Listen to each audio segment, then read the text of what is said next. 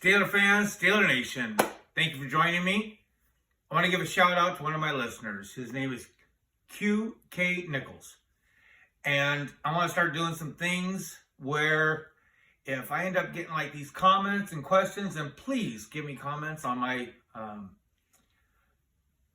podcast. I really would appreciate it. I know everyone asks for likes and subscribes. That's great. And if you like it, do it and subscribe. It's easier to find my, if you want to watch it. But please give me comments. And this was a great one. Okay. Like I have this bad habit. I'm one of those guys that I'll get like a beer in me or something. And I'll just start commenting. I'm not commenting. Returning a comment, right? And I'll just I'll just start writing the Bible, And QK sent me this comment. So I want to start doing some things where I just couldn't text him back. For one, it was like 3:52 and I have to, watch DK Sports, the Ramon Foster show. And I was like, this is going to wreck me. You know what I mean? This is his comment. And it's about Mason Rudolph. You know my stance on Mason Rudolph as far as, I'm a fan. I'm not going to throw a parade. But, QK Nichols. That preseason throw to George Pickens against the Seahawks made me hope that the Steelers would have started him over Mitch. I wonder if we would have won more games with him at the helm due to his knowledge of the system. Okay. Now, thank you so much for the comment. But first thing, I'll just kick in the nuts and just say, as far as the knowledge of the system, if you want to say knowledge of the system, the system with, as far as in the Canada system, he only had like 1 year. And it seems like the Canada system changed from that first year to last year, and it better fucking change next year, right? Steeler fans? Did you see there was something different between 1 and 2?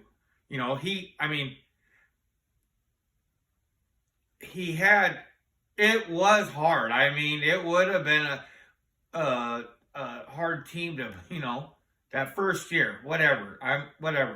But there was he had a different plan for last year. He had a different plan for the first half compared to the second half,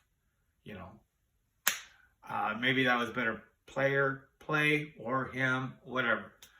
But it has to change again. So as far as like Mason having more,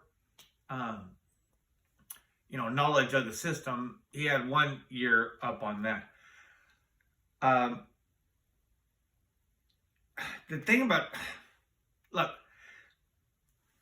I have all these, I'm on, I get on the internet and I like a lot of podcasts out there, and a lot of these people, they talk about how,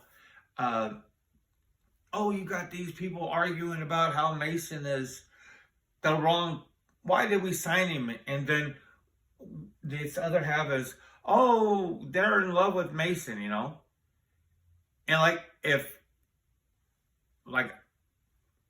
I think I'm on the internet, social media too much as it is. I'm sure my bride does. And I don't see that. You get squirrely comments, but you can tell there's a lot of squirrely fans out there as far as Steeler fans, right? And, hey, we got our share of some squirrely fans. You know what I mean? It just comes with it, I guess. I don't know. But as far as like commenters that you see consistently, or people that have commented things that you respect or that make you think or make you, like they put something in it, you know what I mean? And you recognize like, I don't remember a lot of these people's names, but when I do remember these people's names, it's usually because they've said something or they posted an article that impressed me. You know, hey, and it can impress me the wrong way too, but usually it's because it's a good impression. You know, and I haven't seen that as far as this big lopsided deal. You know, maybe if you get on Facebook, you know, I see a lot more negativity on Facebook, like keyboard warriors on Facebook, than I do on Twitter. I hope that doesn't hurt me saying that, but Twitter seems more like news and articles kind of to me. So when I read this comment and things like that, like today, I was thinking about doing an experiment with trying to do the YouTube shorts. I haven't done that, you know, and I was thinking like, boom, I'm going to come out with cool comments, you know what I mean? And I'm like, oh my God, there's no way. Because I think it's only like 60 seconds and I can't even get a good butt scratching. Oh, maybe. In 60 seconds. That is a little bit of time. But I can't do a video in 60 seconds, especially about Mitch Trubisky, because it's been so weird, you know? Like, I don't really see real Steeler fans out there, any of them, disliking the Mason pick. The ones that don't like it seem to be odd, you know? And if you don't hate Mason, don't worry about so many of these different people that, you know, dismiss him as a number 3. Like, don't worry about it. He's just a number 3. Hey, we got to solve. You know, if you want to like Mason, like Mason. He has put in time as a Pittsburgh Steeler. You know. Now, as far as like not knowing the playbook, I'll tell you one thing. Ben may have said he never was going to teach Mason anything, but Mason Rudolph cut his teeth watching the great one, Ben Roethlisberger. What did Mitch do? Dick.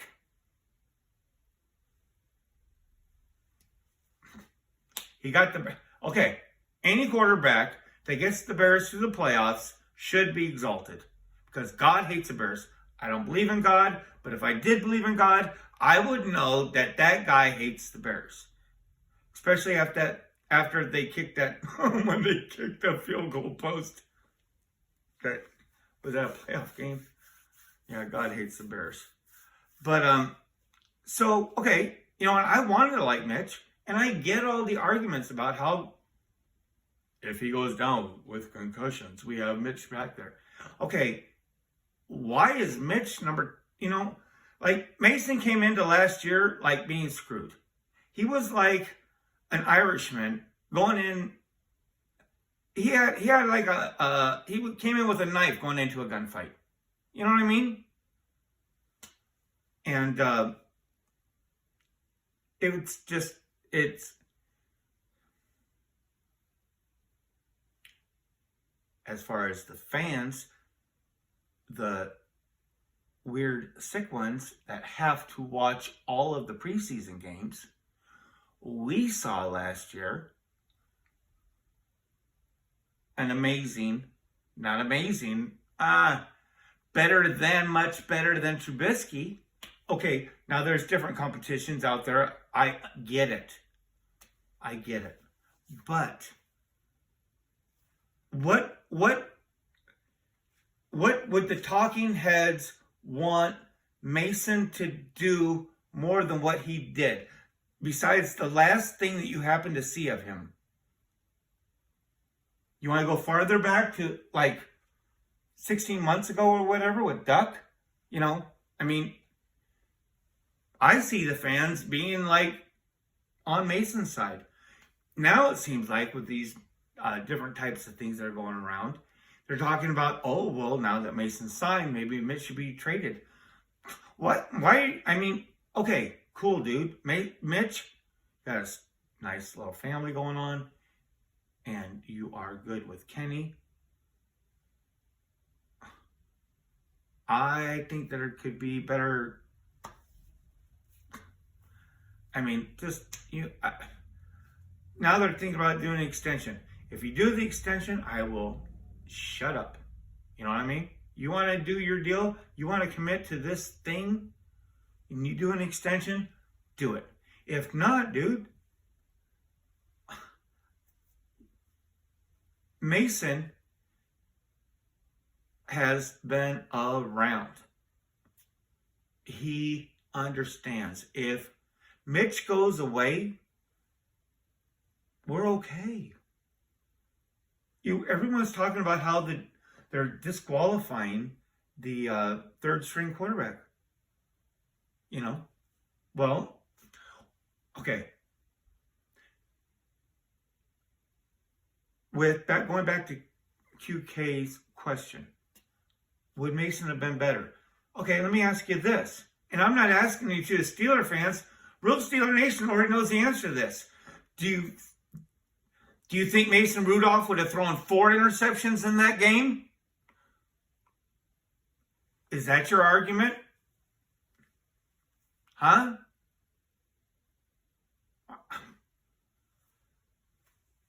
You think he would have done worse than Mitch? Do you think that if Mason Rudolph would have been in there, he would have had less wins and more losses than what Mitch did? No matter how much we want to think great of Mitch. And we do. And I want to think great of him. Sign your extension if you want to. If not, shit or get off the pot. It's cool, dude. Thank you for what you did. Thank you. If we would have won that game, we would have been in. I know that's with a lot of games. I'm not tripping on the trade value of Mitch. I'm not tripping on the money. You know what I mean?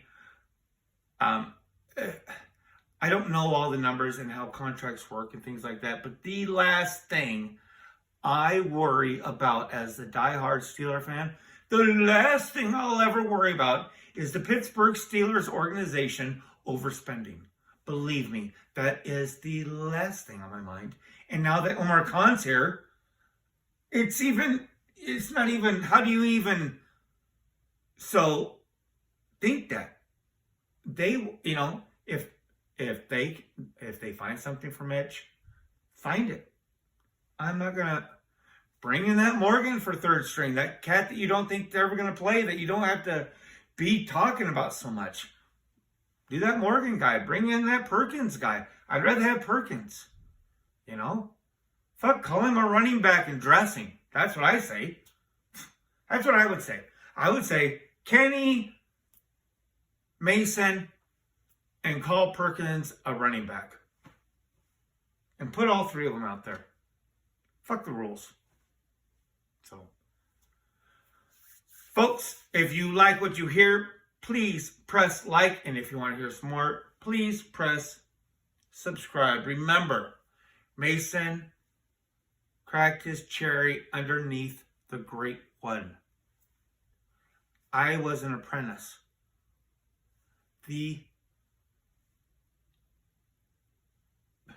Some of the best learning that I ever had through my journeyman was just eyeballing them. Straight up watching their process, watching their techniques. And Mason grew up under one of the greatest quarterbacks that has ever played. Ben is one of the greatest. It doesn't matter if you like him or not. A lot of my journeymans cussed me out. Believe me, the relationship between a journeyman and an apprentice is tough. If you are in the construction trade, believe me, it is a hard life for an apprentice. It's just the way it is. Unless you got a journeyman trying to make friends, it is a tough life, and that's the way it is across the board. That's what Mason grew up with, respectfully. So, I would be 100% in favor of Mason Rudolph being our number 2. Do whatever you want to do, Omar, with Mitch, If you get something good for him, get something good for him. If you lose your cap and whatever, you got it handled, and bring in a little youth. You know what I mean? I really hope that I don't think any of this shit will happen. It'll be a 1-2-3 deal. But I really want Mason to be able to walk into this season and embrace it as a number 3. He doesn't have anything coming in. Like, now everybody's like, hey, number 3, you are the new number 3. Like, yeah, I'm number 3. Like, he has nothing but to go up from here. Now, I'm not talking about up as far as moving up the roster or showing this or that, but I mean just as far as him being a teammate. You know what I mean? Him and Mitch and Kenny, or him and Kenny, or him and Mitch, can take these guys that are promising and do a couple extra drills. Kenny's been taking people down south, in Florida. He does some things in Jersey, and that's just amazing. Like, this team, start fucking, start throwing some of these guys that are probably like, in the wide receiver. We got like 9 wide receivers. Start just chucking passes at 7 through 9. Just start, after hours. Do some shit. You know what I mean? Mason become a better teammate. You know what I mean? Part of that room that shines that everyone's talking about. The Pittsburgh Steelers have the best quarterback room. You know what I mean? I wish him the best.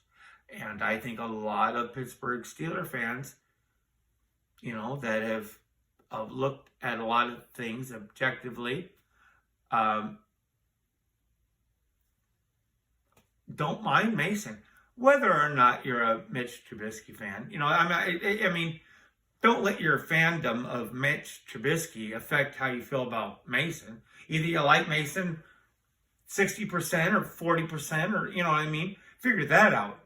But I mean, once you get that, then you can compare them. Just to, or if you want to go, what's better? Think about the last things you've seen from each quarterback. That's, maybe a rough way of saying it, but look, the comment that QK gave me was amazing, because I went back and I looked at those highlights, and the pass that he's talking about it was a beautiful pass by Mason. And, I still like that pocket passer. And if you think that a pocket passer is a pretty thing, okay, I know that now quarterbacks are valued for their ability to get 4 or 5, you know what I mean? They don't have to be running quarterbacks, but now they still want them to do, like, able to catch a defense slacking or cheating, you know what I mean? I get that.